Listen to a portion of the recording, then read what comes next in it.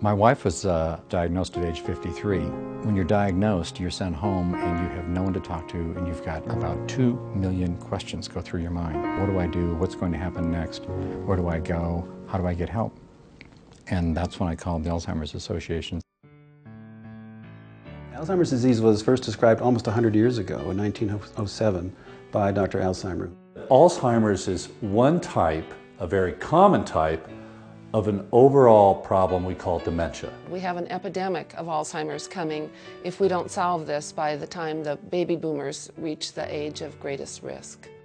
The mission of the Alzheimer's Association is to support families that are dealing with Alzheimer's today, and it's also to advance research.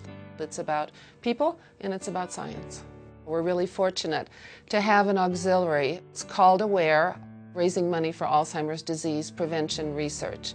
This disease will last on average 8 to 12 years, and so families need different services at different points through those years.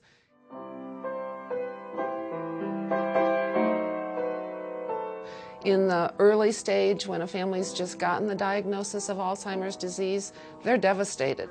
I think it was about 1.5 years before the diagnosis of Alzheimer's came up, but I think that I knew it in my heart.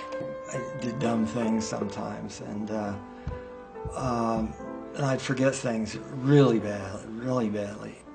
Because you lose your memory, you kind of lose your spell for your personality. We went to the early stage program, and it was a 3-week program. And Kent would go to one, and I would go to the caregivers. You go through denial. Maybe we're in the point of acceptance. And I think the Alzheimer's Association has helped us with that acceptance. We're very active at Bethany Lutheran Church, and Kathy, of course, is an organist there. And you just lost me. Okay, that's what happens. And I've cried a couple times on the phone, and now I'm going to get teary. Oh my gosh, tell me what I'm dealing with. And they do. There's always somebody on the other line. And they never let you down. There's always somebody to talk to. In addition to our 24-hour, 7-day-a-week helpline, which is often the first point of contact for a family with the association, we have individual family counseling available.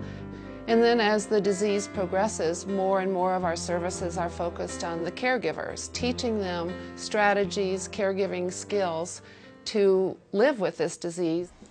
The thing that I notice most is from the early stages to the mid stages, the short-term memory has gotten so much shorter, so much shorter. Through all the stuff that I went through, they always kept saying, you have to do savvy caregivers, you have to do savvy caregivers. But we actually, I think as a group, decided, you know, we need to do this. Yeah. When you come back from support group, there's a different energy. It's much more positive, and there's just this, all right, we're charged up and ready to keep going. And so I think that's really good. I can make it for another month. Yeah. And they give, you know, services without charging. I mean, we could go to class and you can donate if you want. I just thought, oh my gosh, where would we be without this? We'd be up a creek. We learned through a lot of the courses that we took from the Alzheimer's Association, which are open to the general public, communication techniques that are incredibly helpful and radically reduce the level of frustration. Y estoy contenta con que exista el programa y ayuda en español para tantas personas que lo necesitamos y que no hablamos y entendemos un inglés. At the late stage, families need other kinds of help. 70% of Alzheimer's care is provided at home. And so they need to learn a lot about physical care and safety issues and end-of-life decisions. Alzheimer's truly was a double-edged sword for me. In one way, my time became more restricted when the disease progressed. But there was a very positive side to it, in that I got to know my mother on a level, in a way, that I never would have. But I always knew that when my mother had passed away and I was able to give back to it, it would be of utmost importance to me. I'd want to be there for the people who are going through these struggles. Volunteering for the Alzheimer's Association over the last 5 years, it has truly made me a better person. Right now in Colorado, we're reaching just over 20,000 families affected by Alzheimer's disease, but we know that there's 60,000 families out there today. We have to support an organization that has the time and the resources to gather information so that when someone needs it, there's an answer.